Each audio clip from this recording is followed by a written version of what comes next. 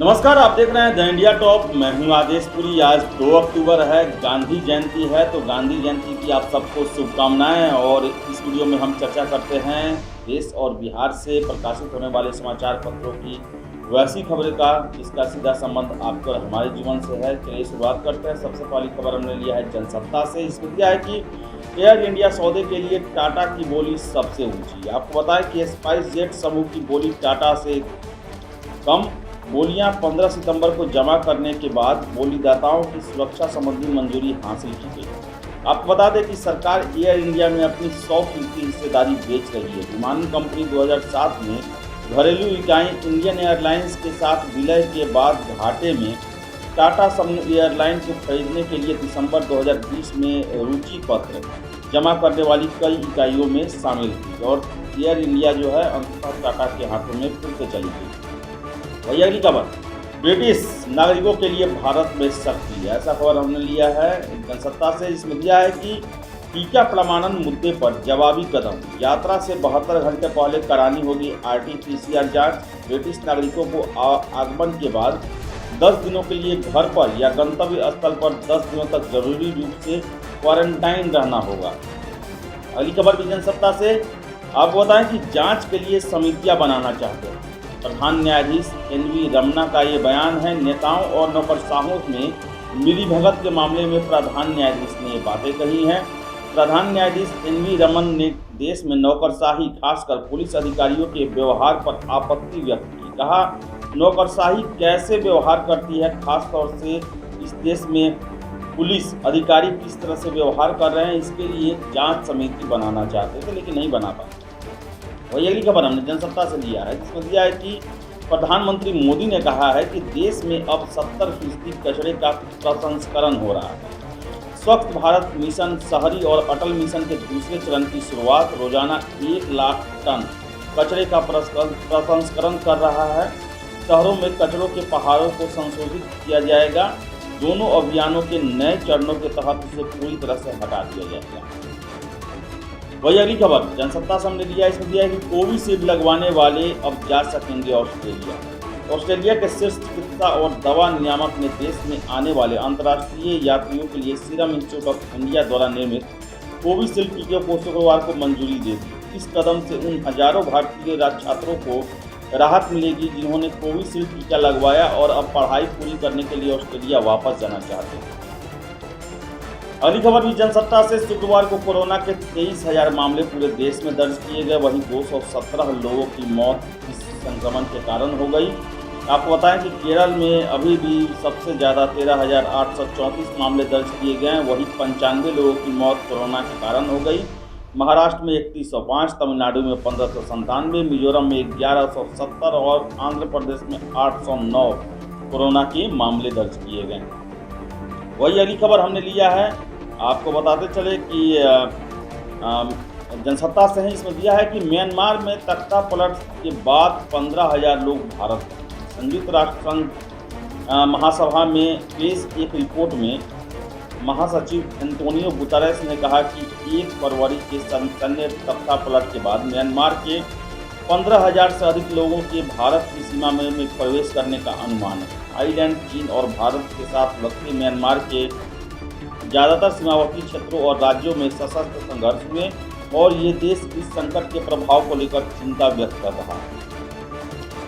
अगली खबर भी जनसत्ता से। इसमें दिया है कि भारतीय एयरटेल वोडाफोन पर 3,050 करोड़ रुपए का जुर्माना। भारतीय एयरटेल के प्रवक्ता ने कहा कि भारतीय एयरटेल अनुपालन के उच्च मानकों को बनाए रखने में गर्व महसूस करती है और हमेशा देश के कानून का पालन करती है। दूरसंचार विभाग ने नियामक ट्राई की 5 साल पुरानी सिफारिश के आधार पर वोडाफोन आइडिया पर 2,000 करोड़ रुपए और भारतीय एयरटेल पर 1,050 करोड़ रुपए का जुर्माना लगाया।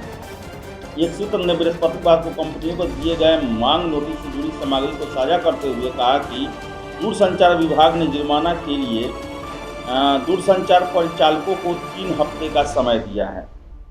तो वही अगली खबर हमने लिया है दैनिक जागरण राष्ट्रीय संस्करण से। इसमें दिया है कि पूरे शहर का गला घोट रखा है, अब अंदर आना चाहते हो। सुप्रीम कोर्ट ने ऐसा कहा है। आपने कृषि कानूनों को अदालत में चुनौती दी है तो प्रदर्शन का क्या मतलब, यानी कृषि पर जो आंदोलन जो है कृषि बिल को लेकर उस पर आंदोलन को लेकर सुप्रीम कोर्ट ने टिप्पणी की है। जंतर मंतर पर सत्याग्रह की इजाज़त मांग रही किसान महापंचायत को फटकारा है। शीर्ष अदालत ने कहा कि अगर आप अदालत आए हैं तो उस पर भरोसा कीजिए। क्या आप न्यायिक व्यवस्था के खिलाफ प्रदर्शन कर रहे हैं?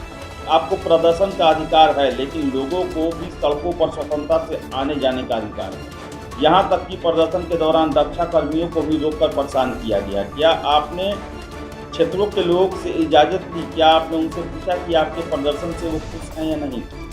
तो सुप्रीम कोर्ट की बहुत ही तल्ख टिप्पणी है कृषि आंदोलन को लेकर।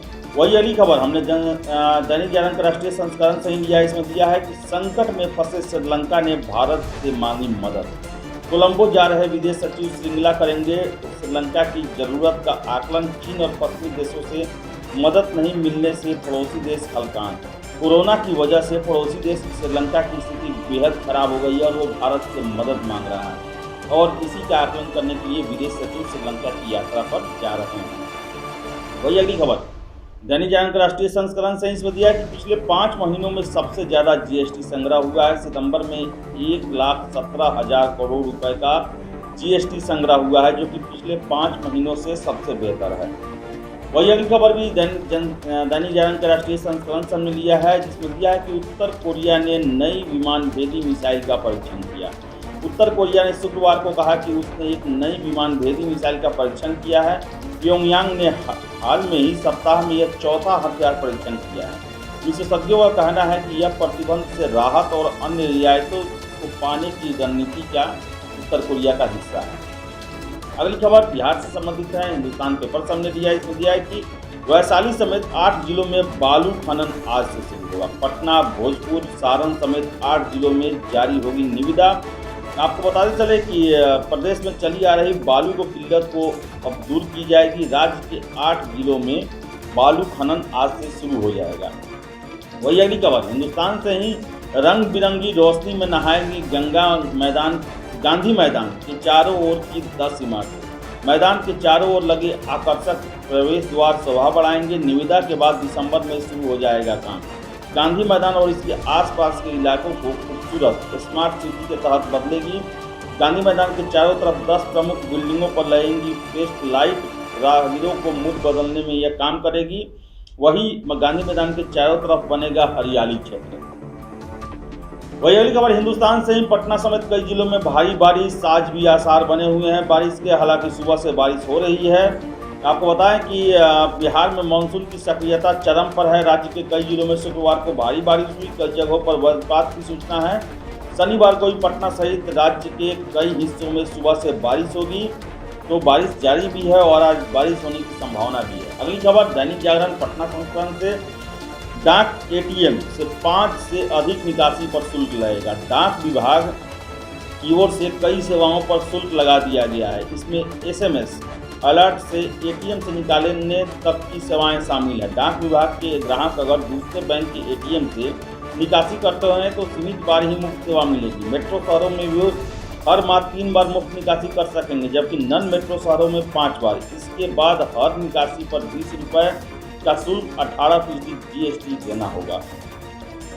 वही अगली खबर दैनिक जागरण से 30,000 माध्यमिक शिक्षकों को जनवरी में नियुक्ति पत्र। पंचायत चुनाव के कारण नियोजन प्रक्रिया की धीमी रफ्तार है। 5 अक्टूबर तक औपबंधिक सूची द्वारा समिति का अनुमोदन होगा। 8 अक्टूबर तक औपबंधिक मेधा सूची का प्रकाशन होगा और इसके पूरे दिए हुए हैं रूटीन। तो 30,000 माध्यमिक शिक्षकों की जनवरी में नियुक्ति पत्र दे दी जाएगी। वही अगली खबर हमने लिया है प्रभात खबर पेपर से। इसमें दिया है कि पटना, दानापुर और खगौल में 31 मार्च तक चलेंगे डीजल वाहन। मार्च 2022 तक जेपी गंगा पथ से जुड़ेगा अटल पथ। ये कैबिनेट में निर्णय लिया गया। आपको बता दें कि मुख्यमंत्री नीतीश कुमार की अध्यक्षता में शुक्रवार को कैबिनेट की बैठक में 18 एजेंडों पर मोहर लगी। शहरी क्षेत्र में वायु प्रदूषण में सुधार के लिए पटना नगर निगम क्षेत्र, दानापुर नगर परिषद और खगौल नगर परिषद और फुलवारी शरीफ नगर परिषद के में 30 सितंबर से डीजल से चलने वाले वाहन पर प्रतिबंध को 31 मार्च 2022 तक बढ़ा दिया गया है। वही अगली खबर प्रभात खबर से ही ट्रेनों में ही पैसे देकर अब यात्री खरीद सकेंगे कंबल और चादर। ट्रेन में सफर के दौरान यात्रियों को कंबल, तकिया और चादर को लेकर परेशानी नहीं होगी। अब वो ट्रेन में ही कंबल, चादर और तकिया खरीद सकेंगे। रेलवे की ओर से सभी ट्रेनों में यह सुविधा शीघ्र ही शुरू कर दी जाएगी। वही अगली खबर भी प्रभात खबर से हमने लिया है। इसमें दिया है कि सारण में बनेगा कार्गो टर्मिनल। जलमार्ग को सशक्त बनाने का काम 2023 तक होगा पूरा। भारतीय अंतर्देशीय जलमार्ग प्राधिकरण की ओर से गंगा में जलमार्ग को सशक्त बनाने के कराए जा रहे कार्य को 2023 तक पूरा करने का लक्ष्य रखा गया है। गाय घाट के स्थित संस्थान में प्राधिकरण के अध्यक्ष जयंत सिंह ने ये बातें कही। उन्होंने कहा कि सारण के कालू घाट पर बिहार का सबसे बड़ा टर्मिनल बनेगा और 10 सितंबर से वहां कार्य प्रारंभ भी हो गया। तो ये थी देश और बिहार से प्रकाशित होने वाले समाचार पत्रों की वैसी खबरें जिनका सीधा संबंध आपके और हमारे जीवन से है। अगर आप हमारा ये वीडियो फेसबुक पर देख रहे हैं तो वीडियो को लाइक शेयर करें और हमारे पेज द इंडिया टॉप को फॉलो करें। अगर आप यूट्यूब पर देख रहे हैं तो वीडियो को लाइक शेयर करें और हमारे चैनल द इंडिया टॉप को सब्सक्राइब जरूर कर लें। धन्यवाद।